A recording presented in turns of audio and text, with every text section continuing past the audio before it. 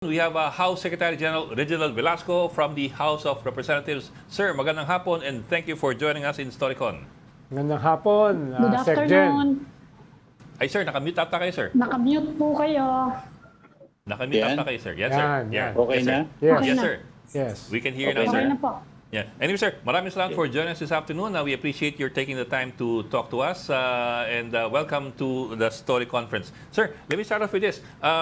The first impeachment complaint was filed December 2, the second December 4, the third was December 19. So medyo mahaba-haba na po yung panahon. Magmula noon, ano na po ang status ngayon ng mga impeachment complaints? Kasi po, patapos na po yung, after a few weeks, magre-recess na naman ang Congress. Well, sa Monday po magre-resume yung House of Representatives, no? So, doon po kakausapin ko na yung mga nakiusap sa akin na bigyan sila ng tamang panahon, no? Para pag-aralan yung tatlong complaints or mag-endorse sila ng another complaint kung hindi sila satisfied sa tatlo. Sir, let me just squeeze in one more question. I'm sure that the others also have questions. Pero sir, I'm wondering na kasi I understand, and we understand naman po that you would want to wait for yung mga gustong humabol para makahabol pa. Pero I think a lot of people are also wondering, how long are you going to wait for whoever wants to tag along or to hitch a ride on to the present impeachment complaints? Kasi naubos din po yung panahon ninyo. Opo, wala naman ho kasing time frame as far as the SecGen is concerned. Yun lang po, pinagbigyan ko lang yung pakiusap nila. Pero by next week po, kakausapin ko na itong mga congressman na to kung ano yung balak nila para makapag-desisyon na po ako. Mr. Velasco, nakita niyo na po yung tatlong complaint eh. So, kailangan siyang i-consolidate para mas madaling pag-aralan ng mga members ng House. Sa tingin niyo po, based on the three complaints na nakita niyo na, gaano katagal kaya bago ma-consolidate yun? Dagdag sa Reasonable tanong, time. dagdag sa tanong ni Hindi po ako Ami. ang magko-consolidate. Yung mga nag-file po ng complaints, that's their option. Kung gusto nila mag-consolidate, they have to come together and file another complaint na consolidated. Okay. So, pwede palang pagbotohan kahit isa lang dun sa mga complaint. Opo, Hindi opo, kailangan na i-consolidate. Hindi po, hindi. Hindi po required. Kailangan lang po kung gusto niyo yung so-called Bicol Express, no, yung fast track po. Yes. One-third Bicol of the Express. House members. Yun po, hindi na dadaan sa mga proseso rito. Diretso na po yung sa Senado. Ang gagawin lang po namin, i-verify lang kung talagang pinirmahan at in-endorse ng mga House members yun. One-third po, that's 103. Yes. 103 House members. Yes. SecGen, kahapon pinag-uusapan po namin dito yung role ng SecGen vis-a-vis dito sa mga complaints. Ano ba ho formally yung role ng SecGen dito sa pag-proseso ng mga complaints na ito? Well, ang role ko po is to receive the complaints.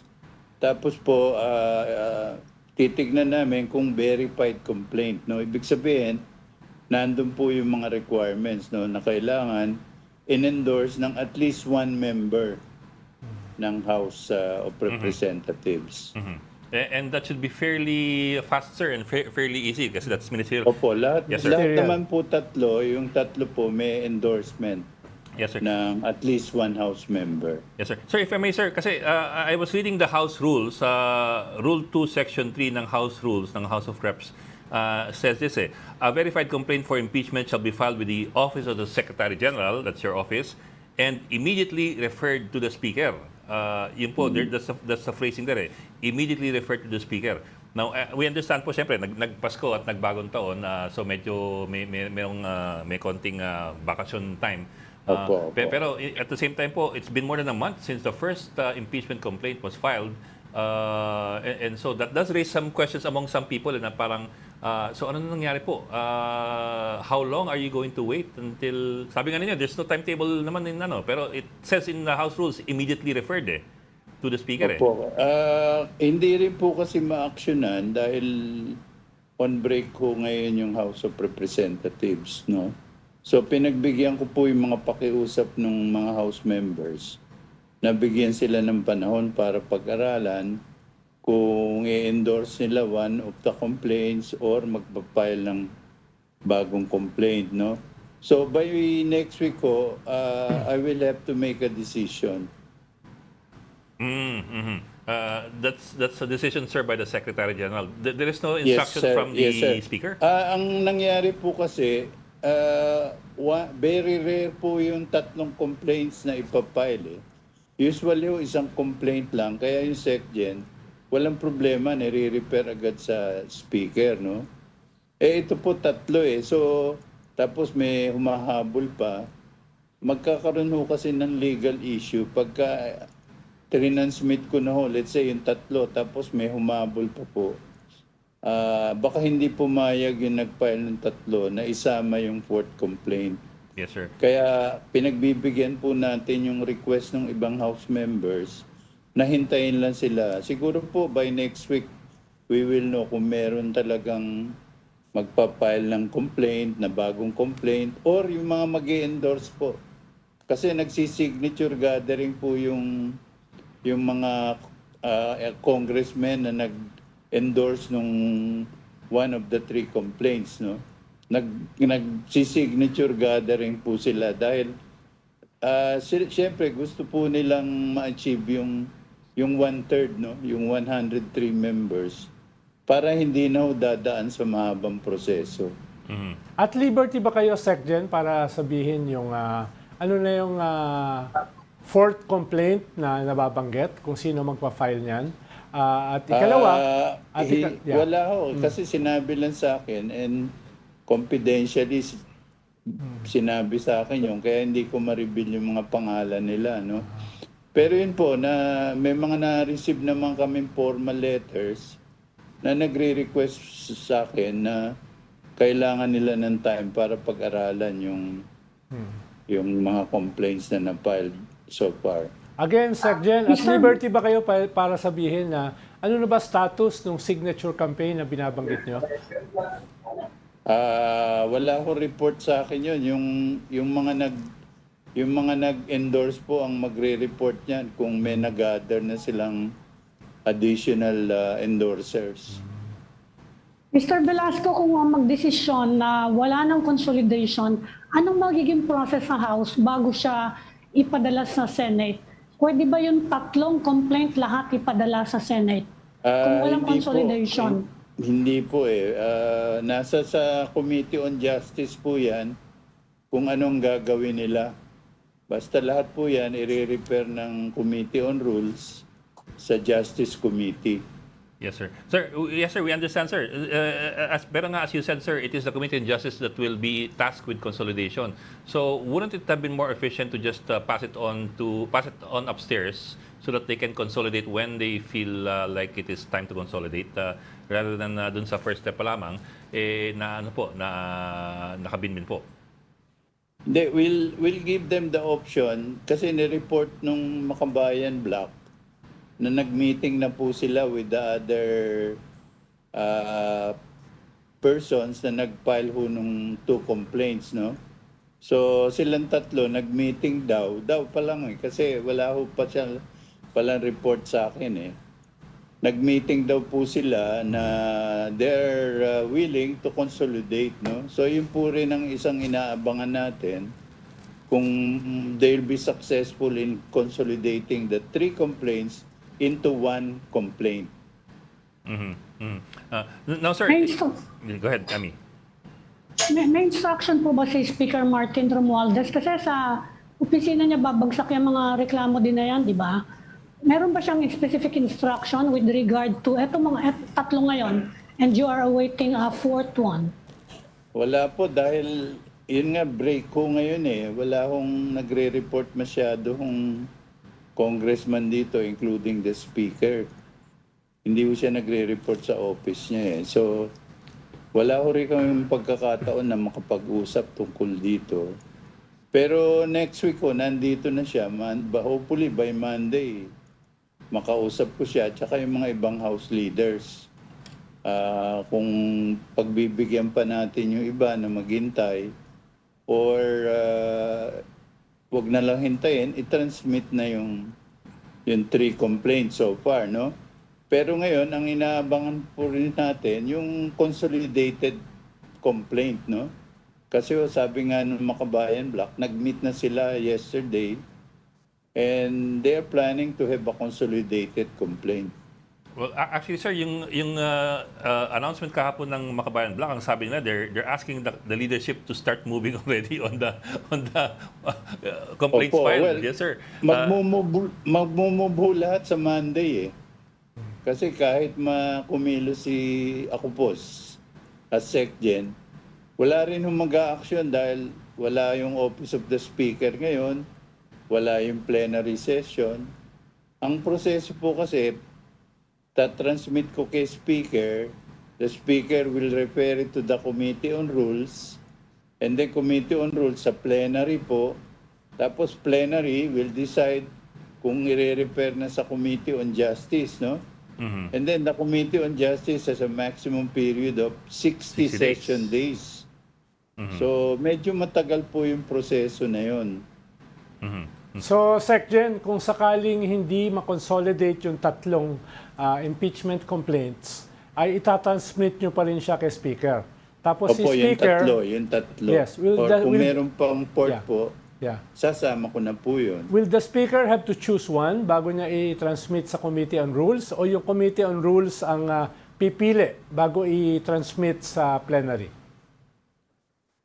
Hindi ko po alam ang magiging decision ni Speaker dito, no? Pero he has the option to submit all of them to the Committee on Rules. Tapos Committee on Rules can refer also all the complaints or one of the complaint sa Committee on Justice. Depende yun sa House members kung ano magiging decision nila.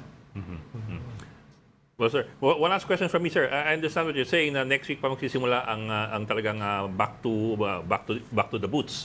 Mga meetings and all that, and the session, of course, resumes on Monday. But I'm sure that kahit paano you would have some sort of a timetable in mind. How long are you willing to wait? How long should you wait before action is done? Kasi if somebody says May 4th, tapos later on somebody says, oh, baka May 5th pa or 6th. So uurong po siya. Hindi na po. Palagay ko by next week, we will have to decide. I will have to decide on it. Kasi po, bali dalawang hinihintay natin. Yung mag-endorse ng one of the 3 complaints. Tapos pangalawa po, yung fourth complaint, no? Ngayon, may pangatlo po, yung consolidated. Kung matutuloy po yun. Bali tatlo yung hinihintay natin by next week. Panghuling tanong, SecGen. Halimbawa, itong 3 o 4 na impeachment complaints na ito ay hindi mapagbotohan within sa term nitong Congress na ito. Yung susunod, after the elections ba, ay pwedeng gamitin pa rin itong mga complaints na ito o considered ng wala na ito at kinakailangan mag-file ng bagong impeachment complaint? Actually po, after this session, no, February 7 po, there will be what we may call a lame duck session. No? Ito po right after the elections, June 2nd hanggang for 2 weeks po. So yun, pwede pa rin hong mag-action yun kasi part pa rin po yun ng 19th Congress. Kung wala pa rin hong action, by the end of that session, no, yung last session, wala na po. Yun na pong next Congress, the 20th Congress. Kailangan ho i-refile yung mga complaints. Back to zero, wale. Yes, back to square one po. Wag naman zero. Pero assuming... Hindi naman ho siguro fair yung back to zero. Halimbawa, assuming back to SecGen. square one. Halimbawa, assuming SecGen na mapagpasyahan yan after the election during the month of June. Pwede pa ba siyang i-file sa Senate na bago na yung Senado? Pwede pa ba yon? Kahit magkaiba sila? Yun po ang legal question. Kasi yung mandate nitong 19th Congress, mag-e-end ho sa sa last June 30. session, which is Yes. I think June 16 if I'm not mistaken. Ano? So, yan po ang legal question. Sabi naman ni Senate President, may mandate daw sila to continue until the end of the 19th Congress. Mhm. Yan po, ang end ng 19th Congress, officially June 30. Opo. June 30 po yung ganun lang. term nila Kapit na. That's 2 mag-expire. weeks. And then July 1 po, doon na mag-start po yung 20th Congress. Pero hindi pa po sila nakaupo dahil kailangan magkaroon po ng formal election ng Senate President at Speaker during the SONA, yung Yes. SONA po, yung first SONA ng 20th Congress, which will happen on July 27. Okay. So Okay. wala May rin isa lang, option na pwedeng gawin between June 30 and July 27 dahil hindi pa ho na-organize ang House of Rep at saka yung House of the Senate. Pero bagong Senado na Ngayon, yan. isang, Secgen, bago. papahabol ko lang yung yung immunity kasi meron yung 1-year immunity, di ba kapag final, kailan mag-uumpisa yung 1-year immunity na yun? Kapag finorward na sa Senate o pag pinagbotohan na ng House? Hindi po, according to the Supreme Court decision no, na about this, pag na-repair na po sa Committee on Justice, yun na po yung start. ng countdown. 1 year. Yan yung Yes technically po, yes initiating the impeachment proceeding. Yes Oo. po. So, ibig sabihin, maghihintay ng 1 year before any new complaint is filed against the same official, no? Mhm, yeah. But any other official, ganun din po. Ganun din yung proseso. But in the case of this official, kailangan nung maghihintay ng 1 year. From the date the complaint or complaints were referred to the Committee on Justice. Okay. Okay. Okay. Maraming salamat, House Secretary General Reginald Velasco. Thank you for joining us this afternoon. Sige po. Salamat, Anytime po. Salamat And po. mabuhay po kayong lahat.